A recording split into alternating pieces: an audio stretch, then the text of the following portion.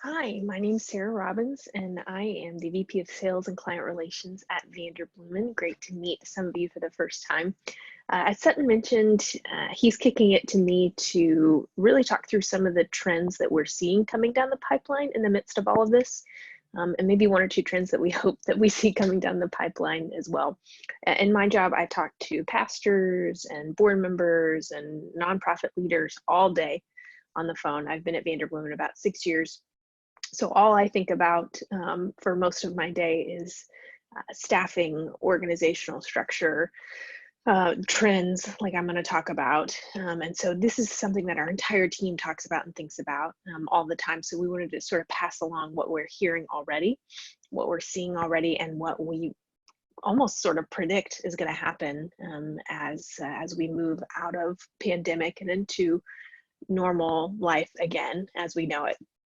So one of them is going to be around the roles that you're hiring. So some of these might sound obvious, but I kind of want to think through them a little bit deeper. Videographer, if you are at a church or even a nonprofit or a school, you're having to do so much video right now, and not just Zoom video, but presenting. I was talking to a client the other day that has a videographer on staff, and I said, are you going to start paying them more? And he said, yeah, because he's going to get poached and he's going to leave, and we need a really good videographer. So that's a big one. You can also outsource video if you're not doing it all the time, but it's something I think that you need to, as you're sort of doing your ministry, be able to work in and do well. Another big one, and this is in the church, is going to be connections and assimilation. We've done probably 50 or so searches like this over the last several years. Some sort of like connections, spiritual development, spiritual formation, assimilation, small groups. It has a lot of different forms, but I think there's going to be a big emphasis on the assimilation part and the connection part. Again, this sounds a little obvious, like, yeah, that's a big role that we need. But the shift is going to be around this type of person.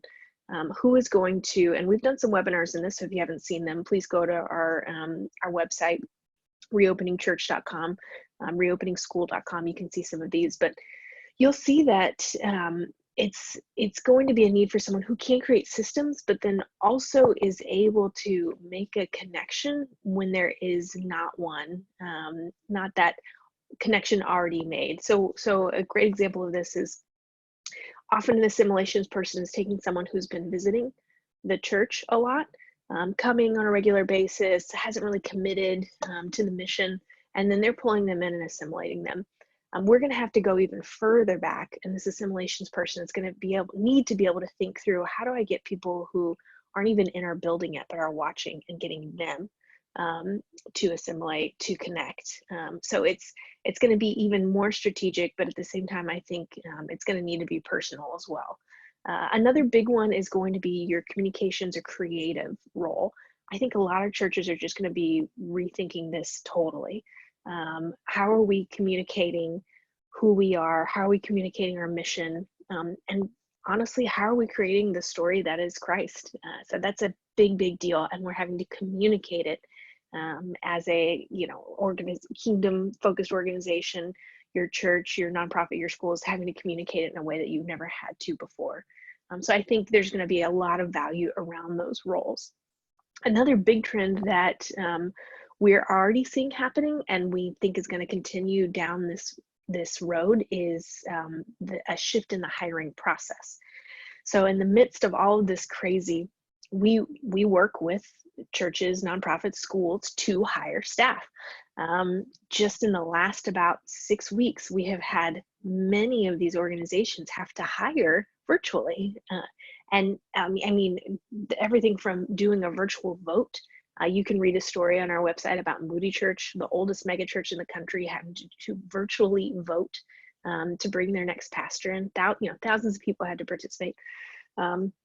We have stories of schools that have a headmaster they're getting ready to hire, and they're having to navigate interviewing that person virtually.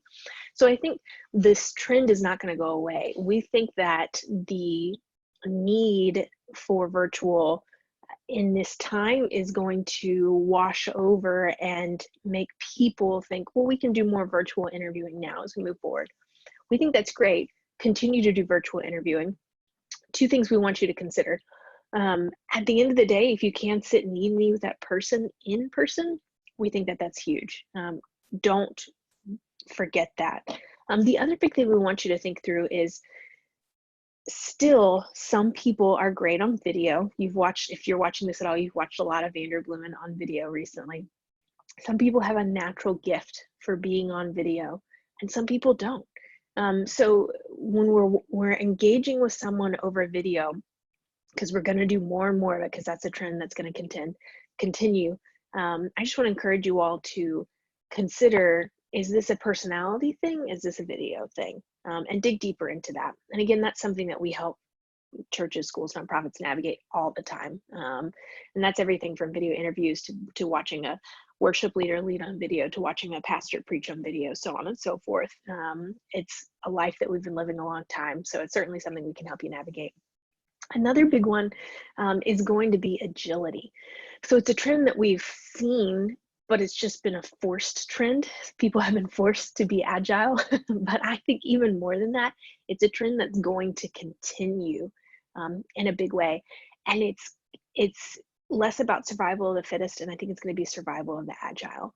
I think that ministries that have pivoted, and we have seen this, ministries that have pivoted and then have been able to be agile are thriving, are doing big things in their community, are still reaching people, their giving is still up, their donors are still engaged. So agility is the name of the game. And that sounds so broad, right? Like, oh yeah, just be agile. But it's what, break it down, and what does that look like for you all? Again, this is stuff that we do all the time when we're engaging with an organization or a church as they're thinking through their hiring. But what does agility mean for you all?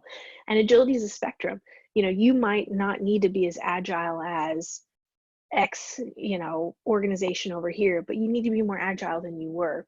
So what's keeping you from being agile? What are the friction? We talk about this a lot. Where are places where there's friction? And now's a really great time to spend some time thinking about it. Oh, there's a lot of friction when someone wants to watch our service and then connect with us afterwards. Or there's a lot of friction when children in the school need to get in touch with their teachers in this specific way. We are getting light shed on friction points all over the place right now. And when you're able to be agile, it makes a huge difference.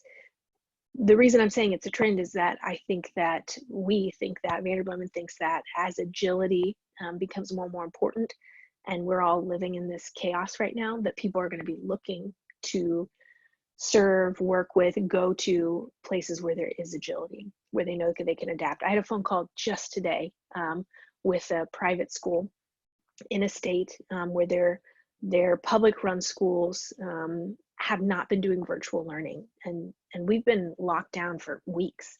But the private school did. The private school started virtual learning immediately. And so they're, as you can imagine, they're getting tons of inquiries of people considering private school for the first time, because these public school kids in this specific area have been hanging out at home and not doing virtual learning, where this private school was able to pivot and be agile and get going. So that's just one example, and how important I think agility is, not only now, but it's going to be important as we move forward. And then the fourth one is, again, we're seeing this, and I think this one is one that we're a little more hopeful about as a group, because again, this is all we do all day is help churches and organizations and schools staff. And so all we do is think about people, all we do is think about hiring, all we do is think about missional things, is a clear vision.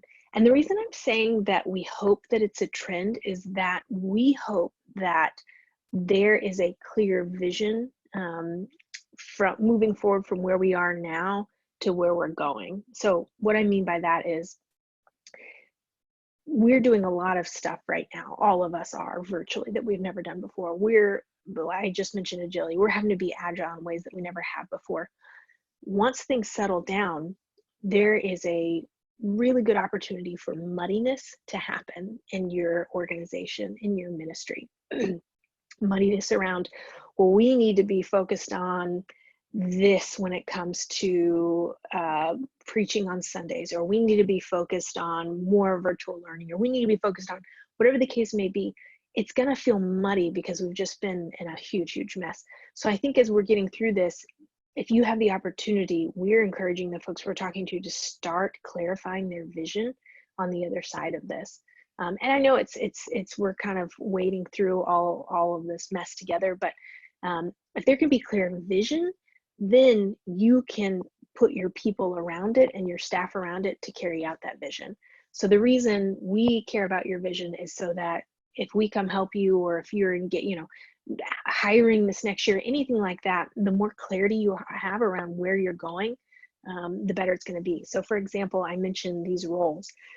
If you have clarity around, hey, we're getting incredible amounts of engagement online, we need to be doing more online content for our church, then there's clarity around some roles that you might need to be hiring in the future, or some roles you might need to be letting go of, or responsibilities you might need to be shifting. So there really needs to be a clarity of vision around that. And then a realistic clarity of vision. Sutton Turner, our COO, has written about this recently, but, and we even did some Facebook Lives that you might want to check out, where how do you measure what your online viewership is? Do you measure anybody that clicks on the link, or are you measuring someone who watches for a certain amount of time? So there needs to be clarity around those things so that you all can move forward well. Again, this one is a little bit more hopeful. We hope that this is going to be a trend. We're seeing it. We're hearing people talk about it when we're engaging with our clients and future past and present clients. But it's one that we'd really encourage you all to press forward on as you're thinking through these things. So these are just a few trends. Hopefully we'll talk Sutton or myself or Holly. You'll probably hear from us again soon. We're just in the thick of all of this crazy with you all. We're so honored to be engaging with you in this way. And so we're hoping to continue to bring you helpful stuff as you move forward. And just can't wait to see what God's going to do on the other side of it.